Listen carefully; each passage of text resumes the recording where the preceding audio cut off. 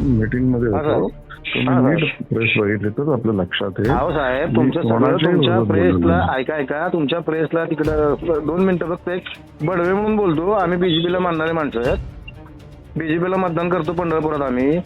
आज काँग्रेसच्या काळात मंदिर ताब्यातनं आमचं काढून घेतलं. त्याच्यानंतर 2014 पासून आजपर्यंत आम्ही अक्षरशः आमच्या लोकांना भिकेला लावलं त्या काँग्रेसनी, म्हणून आम्ही बीजेपीचा हात धरला.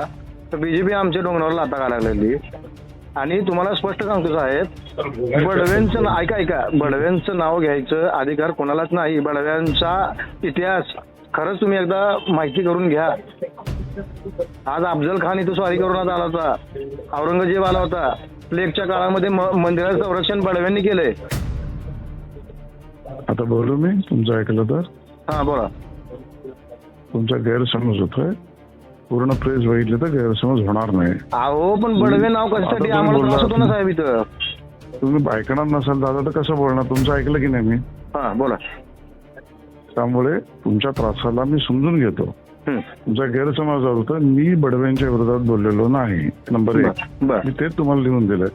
2 मी जे बोललो ते राज ठाकरे पार्टी सोडताना तो बडव्यांवर बोलला आहे. कोण? राज ठाकरे. मान्य 100%. हा 2 3 मी त्यांना तुमच्यासारखंच राज ठाकरेंनी बडव्यांचा उल्लेख केलाय, त्याचं क्रिटिसाइज करतोय, आलोचना करतोय. तुम्ही कुठल्या बडव्यांबद्दल बोला हा प्रश्न विचारतोय. काय झालं साहेब ऐका, आता तुम्ही ऐकूनच येत नाही. शांतपणे ऐकून घ्या, मग तुम्ही बोला, ऐकतो मी. तुमचा हा समज आहे की मी बडव्यांच्या विरोधात बोललो, हे नाही. राज ठाकरे पक्ष सुरू करताना या माझ्या विठ्ठलाला बडव्यांपासून मुक्त करायचं असं म्हणाले. का म्हणाले? कोणाबद्दल बोलले? ते बडवे कोण हे राज ठाकरेंनी सांगा. आम्ही त्यांना प्रश्न विचारतोय. मी तुमची बाजू घेतोय.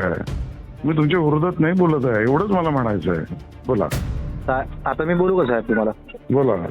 बघा, आम्ही आशिष शेलार साहेबांना खूप मानणारे माणसं आहेत. अरे मी आशिष शेलारच बोलतो. मी सरकी तुम्हाला SMS ला रिप्लाय केला. मी स्वतःच करतोय. तुमचा गैरसमज तिथेही करतोय. मी स्वतः करतो. आता मी मीटिंग मधून बाहेर आलो तेवढ्यासाठी. 2 मिनिटं फक्त माझं म्हणणं, फक्त 2 सेकंद मला बोलू द्या फक्त.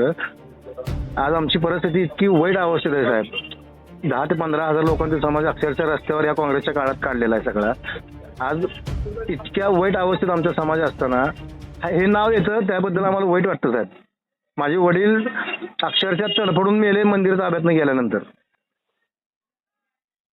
हॅलो, मी ऐकतोय. परत बोललो तर तुम्ही म्हणाला ऐकत नाही. बोला. हा, माझे वडील तडफडून मेले, 15 दिवसात.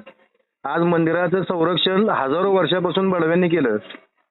कट्टर हिंदुत्ववादी बडवे समाज आहे, लक्षात ठेवा. आणि तो